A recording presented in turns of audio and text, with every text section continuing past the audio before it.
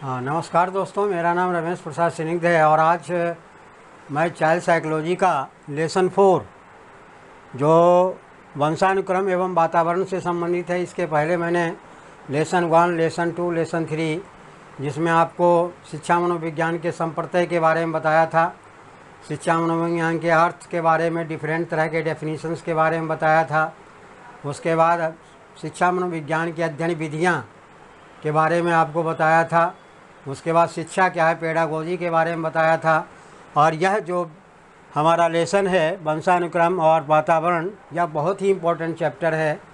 और अगर आप DSSB का एग्ज़ाम दे रहे हैं या आप CTET का एग्ज़ाम की तैयारी कर रहे हैं या HTET का कर रहे हैं या राजस्थान टेट का कर रहे हैं या पूरे ऑल इंडिया के कोई भी एजुकेशन से रिलेटेड जो भी कॉम्पिटिटिव एग्ज़ाम की आप तैयारी कर रहे हैं, हमारा ये सीरीज़ जो है अंकल जी एकेडमी जो यूट्यूब चैनल है, इसमें चाइल्ड साइकोलॉजी एंड पेडागोजी के सारे सीरीज़ के बारे में आपको बताया जाएगा। और यह वीडियो देखने के बाद फिर अन्य जगह से तैयारी करने की आपको कोई ज़रूरत नहीं होगी। तो अपना पेन पेपर साथ में निकाल करके बैठिए और जो मुख्य बातें आपको बताया जाता है उसको नोट डाउन ज़रूर करें, क्योंकि बार बार रिवीजन करने से ही दिमाग में सेट होता है। तो हम शुरू करने जा रहे हैं। तो आइए दोस्तों, आज मैं वंशानुक्रम एवं वातावरण, आप इससे पूर्व परिचित होंगे। शिक्षा मनोविज्ञान में इसका बड़ा महत्व है। वंशानुक्रम का हेरिडिटी होता है, यानी माता पिता के जो कैरेक्टर हैं वह और माता पिता के जो लक्षण है वह संतान में जो ट्रांसफ़र होता है, यह प्रक्रिया वंशानुक्रम कहलाता है। और वंशानुक्रम में वातावरण का भी बड़ा योगदान होता है। अगर मान लो यह कहा जाता है कि माँ बाप बहुत इंटेलिजेंट हैं तो उनका बच्चा इंटेलिजेंट होगा, यह संभावना है। लेकिन वातावरण का भी बड़ा महत्वपूर्ण रोल होता है। किस तरह से वातावरण, एनवायरनमेंट एक दूसरे को इफ़ेक्टिव करता है। चूँकि जॉन डेवी ने कहा था कि एजुकेशन इज़ ट्रायंगुलर प्रोसेस, यह त्रिकोणीय पद्धति है जिसमें शिक्षक, स्टूडेंट और वातावरण, तो शिक्षक, स्टूडेंट और वातावरण तीनों मिल करके एक इन्वायरमेंट बनाते हैं। तो यहाँ हम वंशानुक्रम के बारे में जानेंगे, इसके प्रकृति क्या है, नेचर क्या है और नर्चर क्या है, पोषण क्या है, इसके बारे में जानेंगे। तो हम शुरू करने जा रहे हैं। ध्यान दीजिएगा, इसमें मानव विकास तथा व्यवहार के अध्ययन करने के लिए मानव विकास एवं व्यवहार का अध्ययन करने के लिए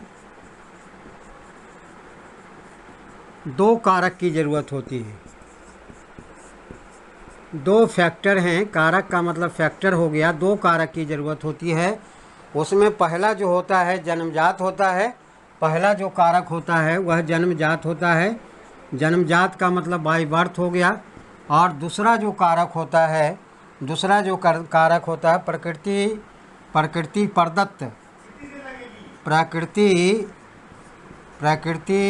प्रदत्त प्रभाव।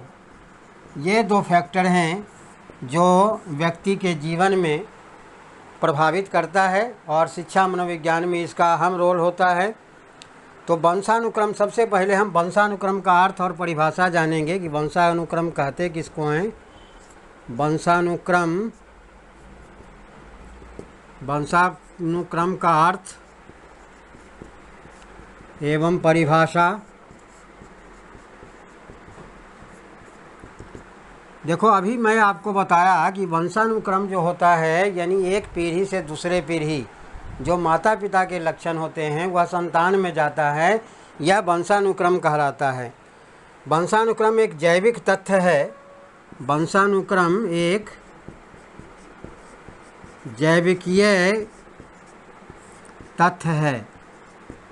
जैविकीय का मतलब होता है बायोलॉजिकल फैक्टर है। ये जैविकीय तथ्य है। यह जेनेटिक्स के सिद्धांत पर आधारित है। यह आनुवंशिकी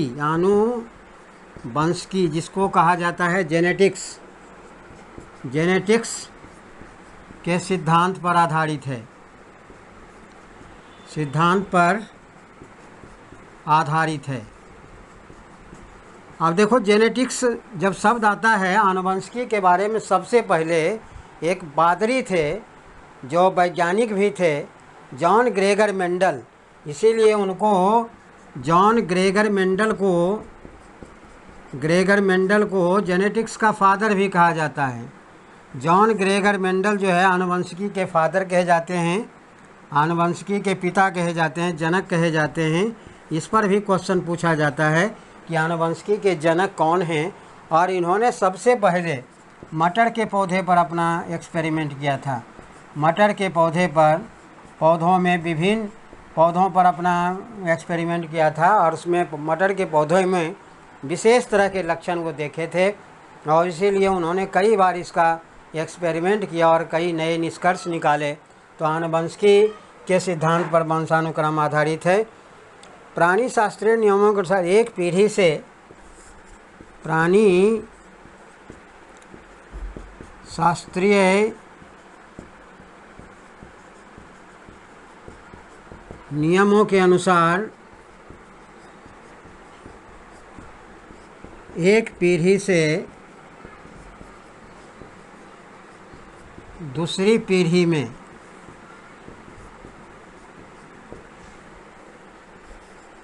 विभिन्न प्रकार के लक्षणों का स्थानांतरण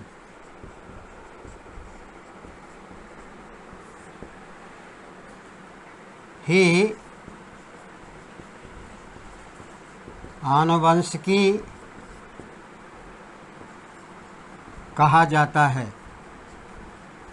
और ये जो ट्रांसफ़र होता है वह जीन के द्वारा होता है। किसके द्वारा होता है? जीन के द्वारा होता है। कभी कभी ये क्वेश्चन भी पूछा जाता है, लाइक बायोलॉजिकल टर्म है, लेकिन चूँकि मनोविज्ञान में एक्सपेरिमेंट पर आधारित है और बायोलॉजी का बहुत सहारा लिया गया शिक्षा मनोविज्ञान में, तो जीन के द्वारा होता है। और जीन जो होता है वह डीएनए का बना होता है। आप लोग पढ़े होंगे, अगर साइंस बैकग्राउंड होगा तो आप जानते होंगे कि डीएनए जो है केंद्रक में पाया जाता है।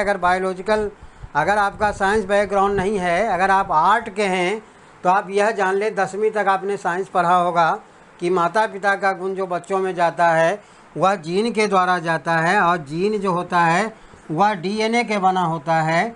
Deoxy ribo nucleic acid, deoxy ribo nucleic acid होता है एक प्रकार का, ये क्षारीय युक्त पदार्थ होता है और जिसमें डीएनए के द्वारा माता पिता के गुण। और इसमें जो है जीन एक इकाई है, यह एक इकाई है और यह इकाई जो है गुणसूत्र का इकाई है। गुणसूत्र को क्रोमोजोम कहा जाता है, गुणसूत्र को क्रोमोजोम कहा जाता है। और मनुष्य के शरीर में, मानव शरीर के प्रत्येक कोशिका में 46 गुणसूत्र होते हैं। 46 गुणसूत्र का मतलब हो गया कि 23 जोड़े होते हैं। तो ये चीज़ें भी कई, इसमें क्वेश्चन आपका पूछा गया, कई आ गया कि यह जो मानव विकास और व्यवहार का अध्ययन करने के लिए जन्मजात फैक्टर होता है, दूसरा प्रकृति प्रदत्त प्रभाव होता है। वंशानुक्रम की परिभाषा आपको मैंने बताया कि यह जेनेटिक्स के सिद्धांत पर आधारित है। ये बायोलॉजिकल फैक्टर है या बायोलॉजिकल कंसेप्ट भी आप कह सकते हैं, बायोलॉजिकल कंसेप्ट भी कह सकते हैं। आनुवंशिकी के जनक किसको कहा जाता है? जॉन ग्रेगर मेंडल का बहुत इंपॉर्टेंट चीज़ है। और जॉन ग्रेगर मेंडल ने किस पौधे पर अपना एक्सपेरिमेंट किया था? मटर के पौधे पर एक्सपेरिमेंट किया था। उसके बाद यह जो वंशानुक्रम होता है, जो माता पिता का गुण जो बच्चों में ट्रांसफ़र होता है, वो किसके द्वारा होता है? जीन के द्वारा होता है। जीन किसके द्वारा बना होता है? डीएनए के द्वारा बना होता है। और जीन एक इकाई है, वह गुणसूत्र की इकाई है। देखिए, इतने में ही 4-5 क्वेश्चन का आपका सॉल्यूशन निकल जाता है। तो यह जो है वंशानुक्रम और वातावरण से रिलेटेड चैप्टर है। इसके बाद है, अब देखो, इसमें शारीरिक और मानसिक लक्षण दोनों का ट्रांसफ़र होता है। शारीरिक एवं मानसिक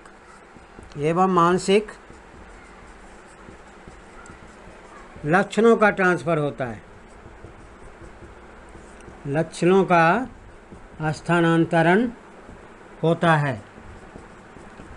देखिए, अब जैसे माता पिता का शरीर का आकार है नाक है, मुंह है, आँख है, कान है, पैर बच्चे में भी वैसा देखने को मिलता है। 99% केस में 1-8% ऐसे होते हैं जिसमें यह नहीं देखा जाता है, लेकिन ये कई पीढ़ी दर पीढ़ी चलता है। क्योंकि अगर मान लो माता पिता का गुण नहीं मिल रहा है तो उसमें दादा दादी का कुछ ट्रेट होगा, अगर वो लक्षण नहीं मिल रहा है तो नाना नानी का हो सकता है, लेकिन वह पीढ़ी दर पीढ़ी चलता रहता है। तो यह क्रम जो है यह और शारीरिक और मानसिक, यानी कहा जाता है कि अगर माता पिता तेज़ दिमाग के हैं तो उनके बच्चे की संभावना यही होती है कि वह भी तेज दिमाग का हो। अगर माता पिता को म्यूजिक से बहुत लगाव रहा है तो उसके संतान में भी म्यूजिक से बहुत लगाव हो सकता है। माता पिता को मैथ से बहुत लगाव रहा है तो उसके बच्चे में भी मैथ का लगाव हो सकता है, लेकिन 100% कोई संभावना नहीं है। कई पीढ़ी कई ऐसे बच्चे होते हैं जिनके फैमिली बैकग्राउंड बहुत ही पुअर होता है, यानी कोई पढ़े लिखे नहीं होते हैं, वह भी बहुत मैथ का बहुत बड़ा विद्वान होता है। तो यह सभी जितने भी नियम हैं सभी का एक्सेप्शन है, तो यह एक्सेप्शन को ध्यान में रखा गया है। अब आगे देखते हैं।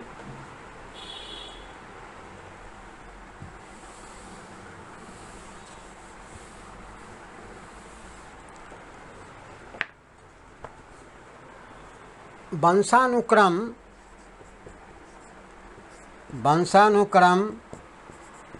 वंश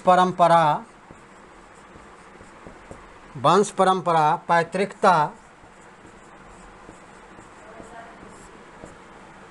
और आनुवंशिकता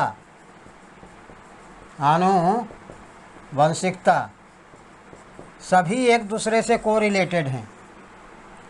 इसलिए क्वेश्चन में आपसे उलट पुलट पूछा जाए, लेकिन वंशानुक्रम, वंश परंपरा, पैतृकता, आनुवंशिकता ये सारे जो है वह वंशानुक्रम के अर्थ में ही समाहित है। इसीलिए अगर कोई भी ऑप्शन में आता है तो ध्यान से आप इस तथ्य को ध्यान देंगे, क्योंकि इस तथ्य के आधार पर यह है वंशानुक्रम में क्या होता है। वंशानुक्रम में लाइक बिगेट्स लाइक, इसका मतलब है कि अगर खेत में हम गेहूँ बोएंगे तो गेहूँ का ही फसल होगा, अगर चना बोएंगे तो चना का ही फसल होगा, आदमी का बच्चा आदमी ही होगा, शेर का बच्चा शेर ही होगा, बाघ का बच्चा बाघ ही होगा। तो यह जो है चूँकि वंशानुक्रम से यह प्रूफ हो चुका है, ऐसा नहीं होगा कि आदमी का बच्चा जो है बंदर हो जाए और बंदर का बच्चा जो है आदमी हो जाए। तो यह वंशानुक्रम के अंतर्गत आता है। अब वंशानुगत जो है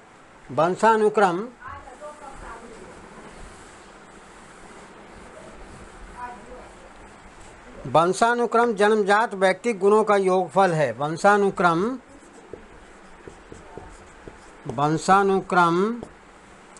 जन्मजात व्यक्तिगत गुणों का योगफल है। इसका मतलब हुआ कि जो हेरिडिटी कैरेक्टर होते हैं वह जन्मजात होते हैं, अब व्यक्तिगत गुणों का योगफल होता है। यानी अगर बच्चा जन्म लेता है तो उसमें कुछ कैरेक्टर माता का होगा, कुछ कैरेक्टर फादर का होगा, क्योंकि जो गुणसूत्र होते हैं, गुणसूत्र दोनों में अर्धसूत्री विभाजन होता है और 50-50, यानी 23 जो है मेल का रहेगा, 23 फीमेल का रहेगा, फिर 46 बनेगा, तब नया जीव उत्पन्न जायगोट का निर्माण होगा, फिर उसे जीव की उत्पत्ति होती है। तो यह है वंशानुक्रम जन्मजात व्यक्ति गुणों का योगफल है। अब देखिए, प्राणी को अपने पूर्वजों से 3 प्रमुख गुण प्राप्त होते हैं। कोई भी जीव है, प्राणी को अपने पूर्वजों से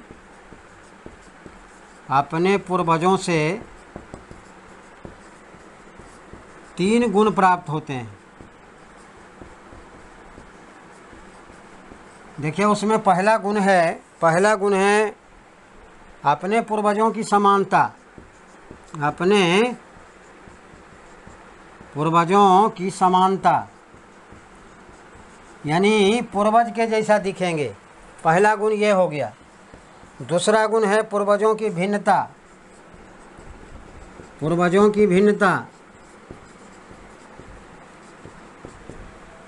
और तीसरा जो गुण है कुछ असामान्य विचित्रताएं, कुछ असामान्य विचित्रताएं।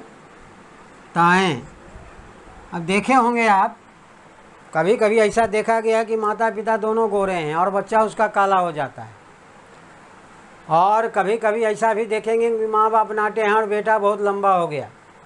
तो ऐसा क्यों होता है? ये जो है असामान्य विचित्रताएँ हो पाई जाती है, जिसको बायोलॉजिकल टर्म में म्यूटेशन कहा जाता है, उत्परिवर्तन कहा जाता है। कभी कभी एक्सीडेंटल केस में ऐसा होता है, रेयर केस में ऐसा नहीं होता है। तो यह जो है विचित्रताएँ और पूर्वजों की भिन्नता, क्योंकि पूर्वज, मान लीजिए माता का पूर्वज कोई और है, पिता का पूर्वज कोई और है।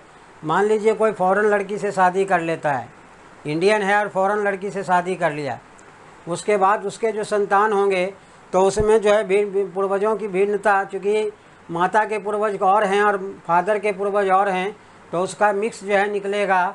तो नया जो होगा वो एंग्लो इंडियन जिसको कहते हैं, तो एंग्लो इंडियन बन जाता है। उसमें अलग विचित्र तरह की कैरेक्टर भी उत्पन्न हो जाते हैं। यह वंशानुक्रम में देखा गया है। इसके बाद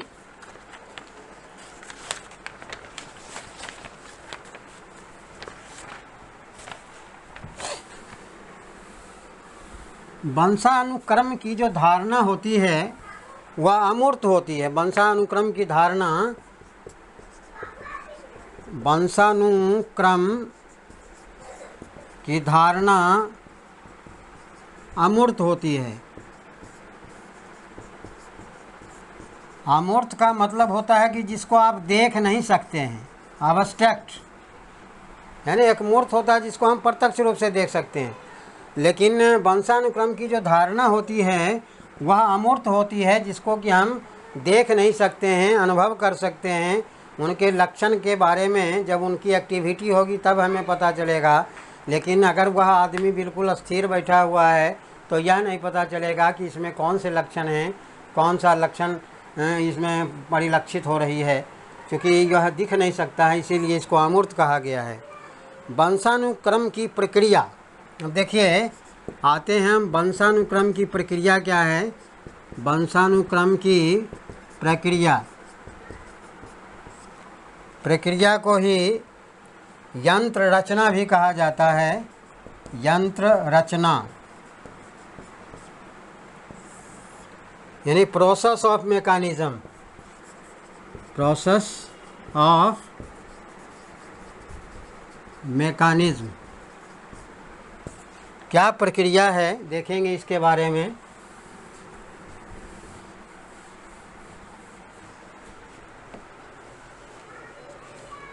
मानव जीवन का जो प्रारंभ हुआ है, मानव जीवन का प्रारंभ कोशिका से हुआ है। आप लोगों को पता होगा, जिसको इंग्लिश में सेल कहते हैं, से हुआ है। कोशिका आपस में जब मिलते हैं, कोशिका जब आपस में मिलते हैं तो उत्तक का निर्माण होता है, जिसको टिश्यू कहा जाता है। और उत्तक जब आपस में मिलते हैं तो अंग का निर्माण होता है। अंग जब मिलता है तो अंग तंत्र का निर्माण होता है, और अंग तंत्र से फिर व्यष्टि का निर्माण होता है, जीव का निर्माण होता है। उसी तरह से फिर समुदाय का, पारितंत्र का, जीव मंडल का निर्माण होता है। तो इस तरह से जीवों के निर्माण में सबसे जो छोटी इकाई है वह कोशिका को कहा जाता है। यह कहा जाता है कि जीव शरीर के रचनात्मक एवं कार्यात्मक इकाई को कहा जाता है। कार्यात्मक इकाई को ही कोशिका कहा जाता है। इकाई को कोशिका कहा जाता है, कोशिका कहा जाता है। जीव शरीर के रचनात्मक का मतलब होता है स्ट्रक्चरल, और कार्यात्मक का मतलब होता है फंक्शनल। यानी जो रचना हमारे शरीर का निर्माण हुआ है, अलग अलग अंग का अलग अलग काम है। अब हाथ का काम है किसी चीज़ को पकड़ना, पैर का काम है कि चलना, आँख का काम है देखना, कान का काम है सुनना, नाक का काम है सूंघना, मुँह का काम है खाना। तो हमारे शरीर के जो जितने भी अलग अलग पार्ट हैं, सबका अलग अलग फंक्शन है। कुछ इंटरनल ऑर्गन है, कुछ एक्सटर्नल ऑर्गन है। तो जीव शरीर के रचनात्मक एवं कार्यात्मक इकाई को ही कोशिका कहा जाता है। और मानव जीवन का प्रारंभ जो है कोशिका से हुआ है। मानव जीवन का प्रारंभ कोशिका से हुआ और कोशिका से ही जायगोट का निर्माण होता है। कोशिका से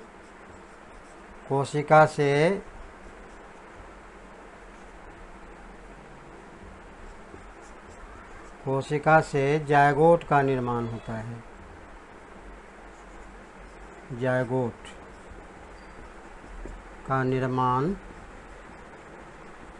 होता है। अब देखो बायोलॉजी में अगर तुम पढ़ोगे तो बायोलॉजी में इसका विस्तार रूप से अलग ढंग से पढ़ाया जाएगा, लेकिन यहाँ जो है इसमें देखो जायगोट को संयुक्त कोण भी कहा जाता है। संयुक्त कोण कहा जाता है इसको।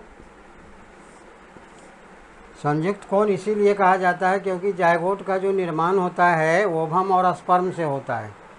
जायगोट का निर्माण, इसका जो निर्माण होता है वह अंडाणु को ओवम कहा जाता है और शुक्राणु को स्पर्म कहा जाता है। स्पर्म कहा जाता है। तो अंडाणु जो होता है यह प्राप्त होता है फीमेल से, मादा से, और शुक्राणु जो प्राप्त होता है वह मेल से प्राप्त होता है। उसी में गुणसूत्र का ट्रांसफ़र होता है, यानी 23 इसका 23 इसका दोनों मिल करके, यानी ओवम और स्पर्म के मिलने से ही संयुक्त कोण का निर्माण होता है, यानी जायगोट का निर्माण होता है। यह क्वेश्चन आपसे पूछा जा सकता है कि जायगोट का निर्माण कैसे होता है। तो जायगोट का निर्माण ओवम और स्पर्म के मिलने से होता है। अब आगे देखते हैं।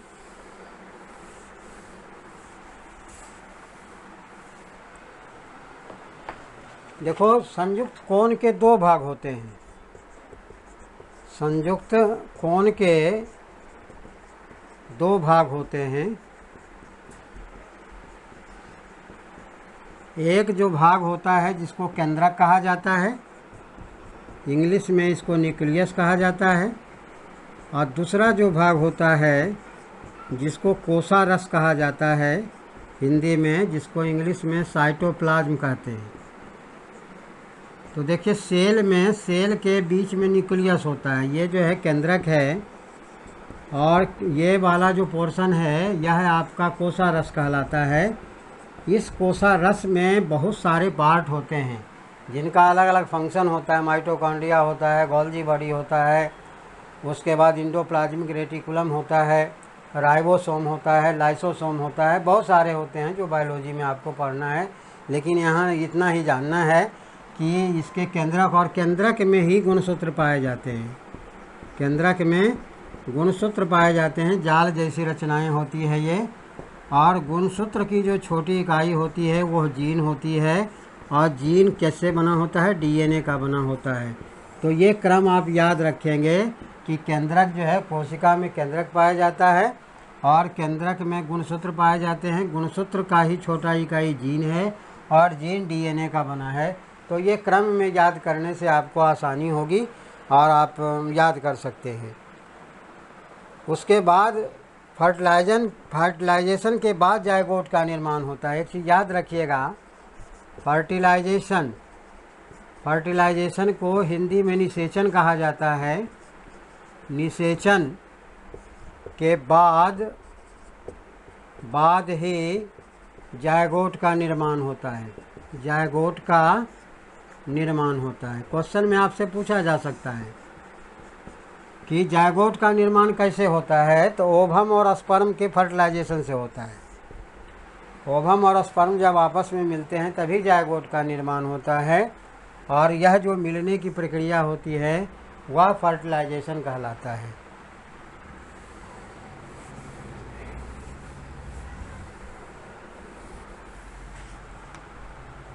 अब इसमें जायगोट के निर्माण में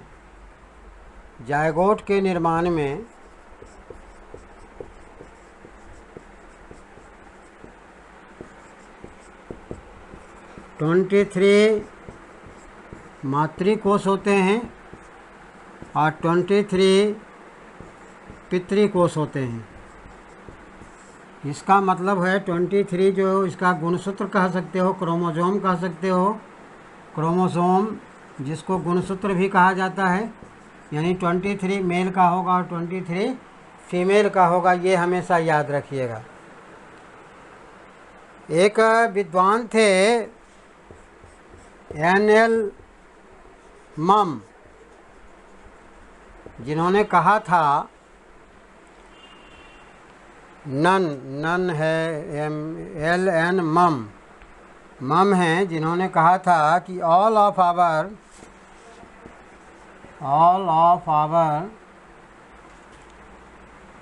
innumerable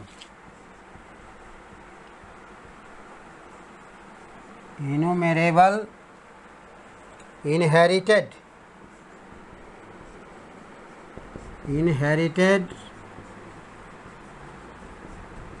characteristics are represented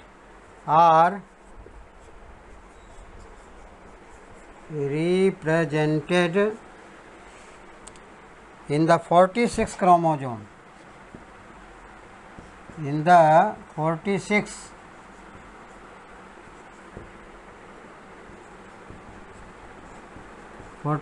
chromosomes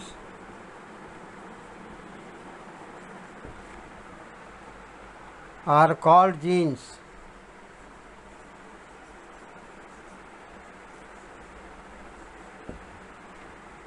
Which means determiners.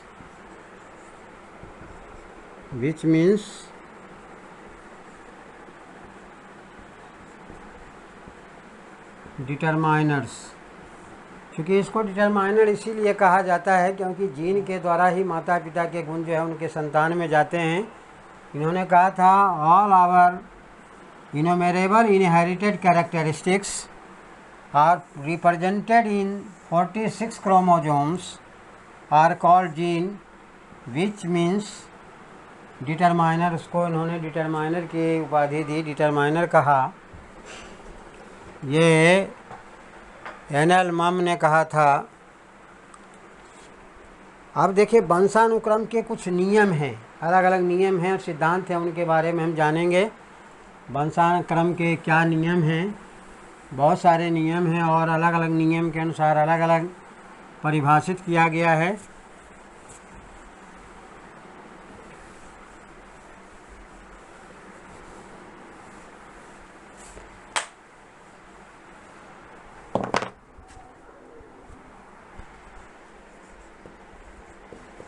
वंशानुक्रम के नियम या सिद्धांत भी आप लिख सकते हैं। इसको इंग्लिश में कहा जाता है लॉज और थ्योरीज ऑफ हेरिडिटी। लॉज और थ्योरीज ऑफ हेरिडिटी।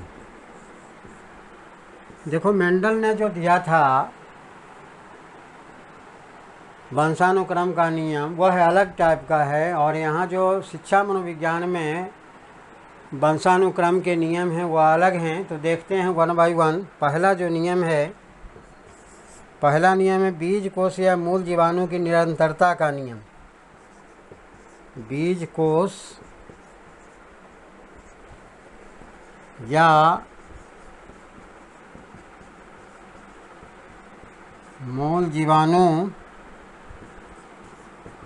की निरंतरता का नियम, इसको इंग्लिश में कहा जाता है law of continuity of germ plasm. Law of continuity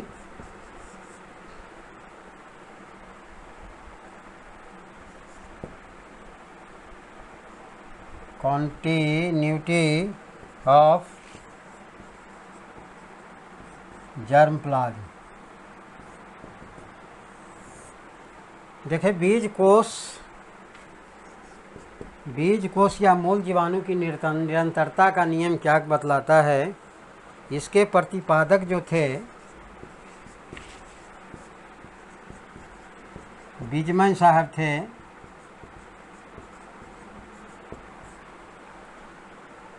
WEISMAN,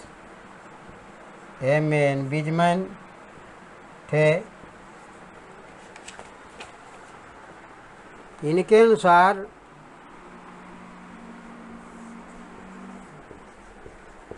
अनुसार शरीर निर्माण करने वाला मूल जीवाणु कभी नष्ट नहीं होता है। शरीर निर्माण करने वाला मूल जीवाणु कभी नहीं नष्ट होता है। यानी शरीर निर्माण करने वाला जो मूल जीवाणु है, मूल जीवाणु का मतलब हो गया कोशिका से है, वह कभी नष्ट नहीं होता है। यानी जब तक वह दूसरे फॉर्म में नहीं बदल जाएगा, मॉडिफिकेशन होता है, वह नष्ट नहीं होगा। अगर नष्ट होगा तो फिर जीव का निर्माण नहीं हो सकता है। मानव में सदा वंश सूत्रों में उपस्थित रहता है। मानव में सदा वंश सूत्रों में उपस्थित रहता है। यह पीढ़ी दर पीढ़ी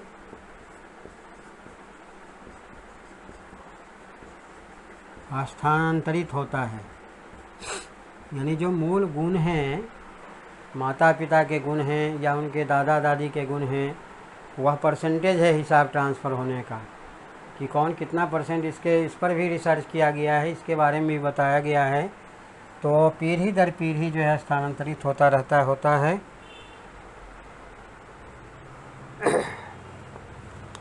बीजमैन का यह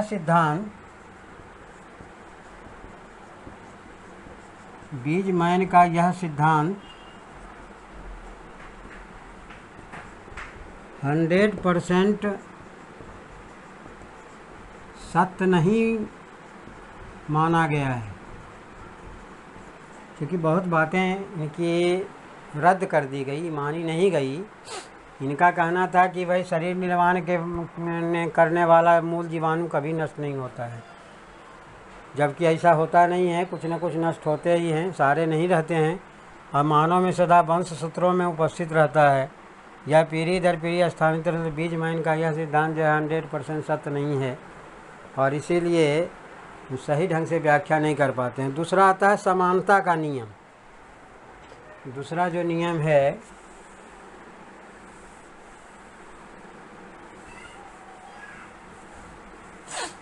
समानता का नियम,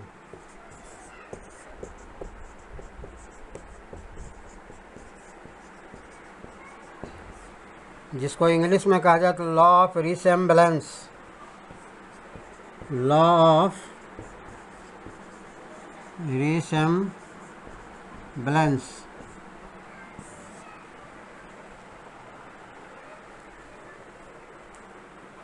इसके अनुसार, समानता का नियम के अनुसार है कि समान जीव ही पैदा करते हैं। इसके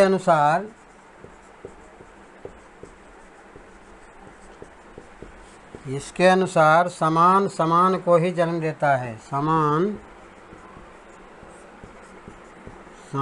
को ही जन्म देता है। इसका मतलब हुआ लाइक बिगेट्स लाइक।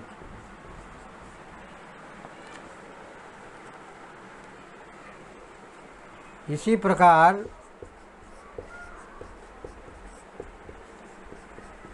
शारीरिक रचना की दृष्टि से सुंदर,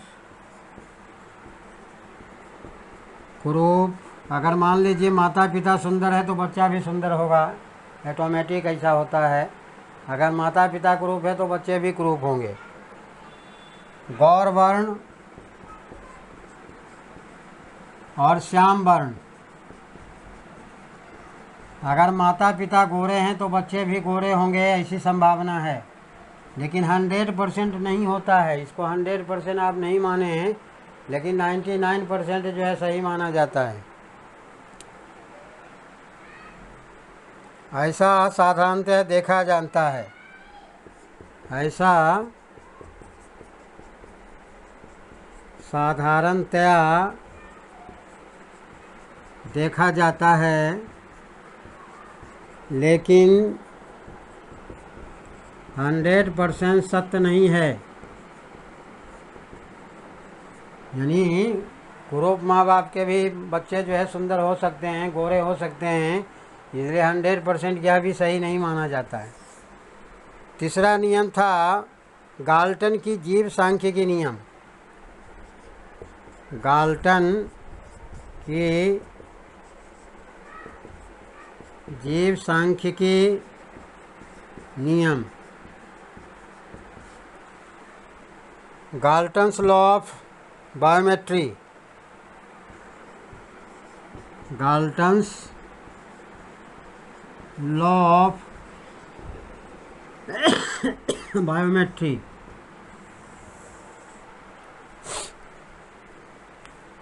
इस नियम के प्रवर्तक थे फ्रांस के थे, ये फ्रांस के गाल्टन थे।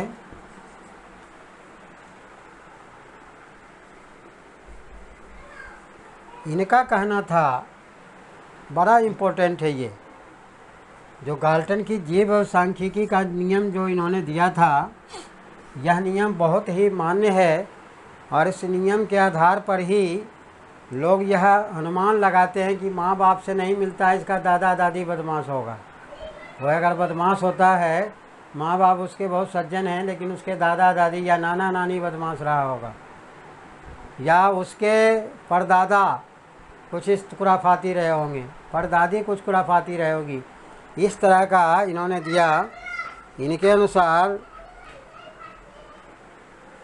इन्होंने सांख्यिकी सामग्री के आधार पर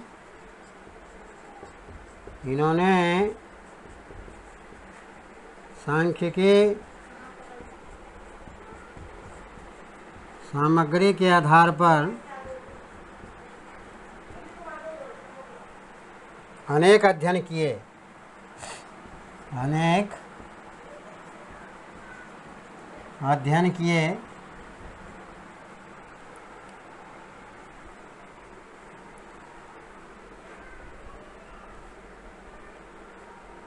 व्यक्ति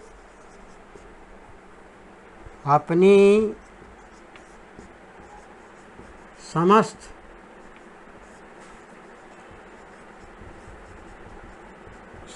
विशेषताओं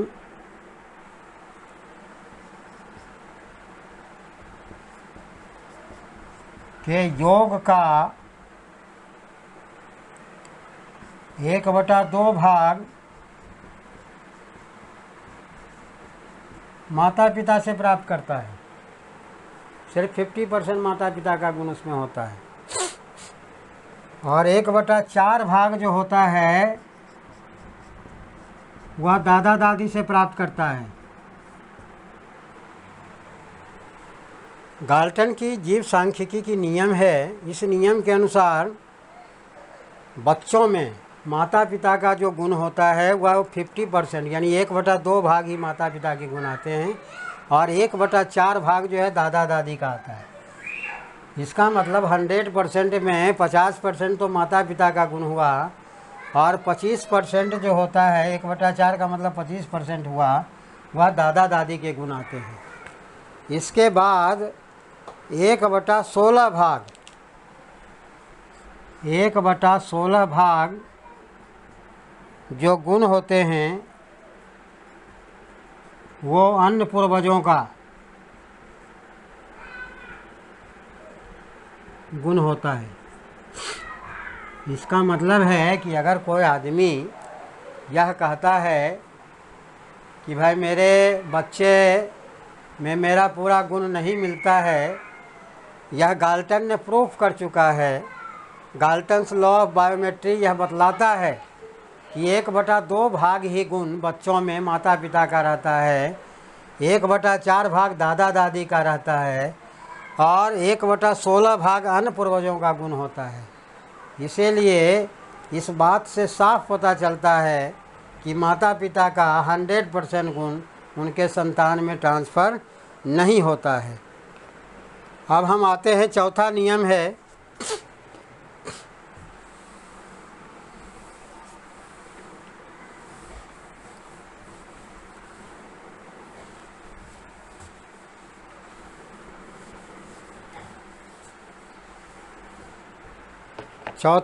अर्जित गुणों के अवितरण का नियम। अर्जित गुणों के अवितरण का नियम।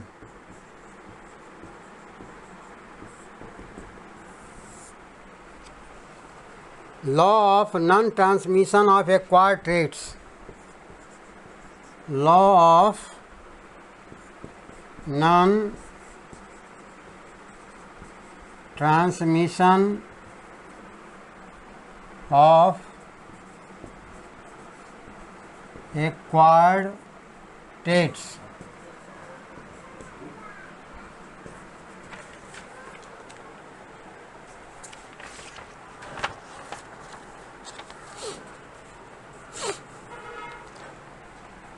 इस नियम के अनुसार है कि माता पिता का जो अर्जित गुण होता है वह उनके बच्चों में स्थानांतरण नहीं होता है। यानी अगर कोई माता पिता मान लो इंजीनियरिंग किया, इंजीनियर बना, तो कोई ज़रूरी नहीं है कि उसका बेटा इंजीनियर बनेगा। अगर माता पिता डॉक्टर हैं, कोई ज़रूरी नहीं है कि उनका बेटा डॉक्टर होगा, क्योंकि इंजीनियर बनना, डॉक्टर बनना यह एक पढ़ाई है और यह अर्जित किया हुआ गुण है। तो अर्जित किया हुआ गुण का स्थानांतरण उनके संतान में नहीं होता है। उनका जो इंटरनल कैरेक्टर है वह बच्चों में 50% ट्रांसफ़र होता है, 1/2 भाग ही ट्रांसफ़र होता है। इसीलिए चूँकि एक प्रयोग किया गया, एक बार की बात है कि एक मनोवैज्ञानिक थे बीजमैन ने कुछ चूहे को क्या किया, उस चूहे पर प्रयोग किया। चूहे के पूँछ काट देते थे, एक पीढ़ी दूसरे पीढ़ी, तो दूसरे पीढ़ी में जो भी चूहा का बच्चा पैदा हुआ लेकिन सभी में पूँछ था, फिर उसके भी पूँछ काट दिए गए। तीसरे पीढ़ी में भी देखा गया तो उनके चूहे के जो पूँछ थे वह निकलते चले गए। इस तरह से वो कई पीढ़ी तक चूहों पर यह प्रयोग करते रहे, चूहे के पूँछ काटते रहे। लेकिन इस प्रयोग के आधार पर चूहे में वह ऐसा नहीं हुआ, उसका प्रभाव उत्पन्न चूहों पर नहीं हुआ। यानी जो भी चूहा उत्पन्न होता था, जो नेचुरल चूहे का शेप होता है वही हुआ। इसके आधार पर बीज ने यह निष्कर्ष निकाला, इस निष्कर्ष पर पहुंचा कि पूर्वजों के अर्जित गुणों का संक्रमण भावी संतान में नहीं होता है। तो अर्जित गुण जो होता है भावी संतान में ट्रांसफ़र नहीं होता है। इस नियम के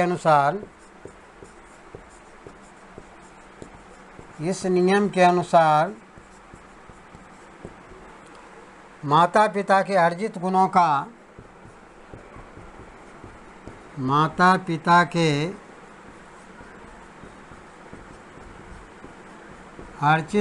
का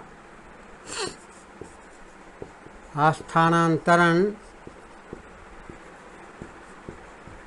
दूसरी पीढ़ी में नहीं होता है।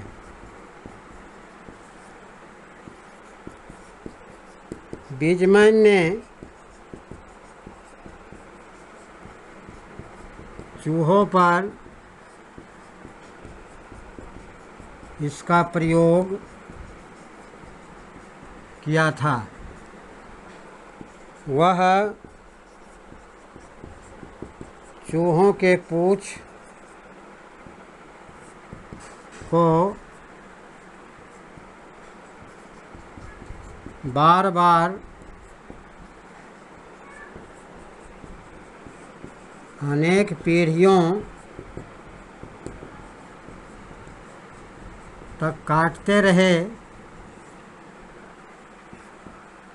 लेकिन जो नए चूहे उत्पन्न हुए उसमें पूंछ हमेशा दिखाई दिया।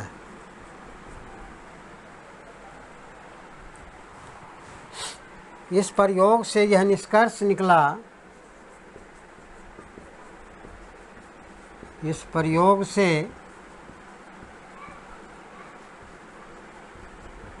यह निष्कर्ष निकलता है कि अर्जित गुणों का स्थानांतरण एक पीढ़ी से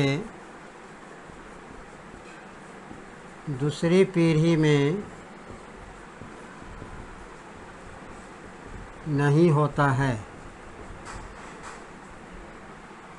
ठीक, तो ये 4 नियम वंशानुक्रम के आज मैं कंप्लीट कर रहा हूँ।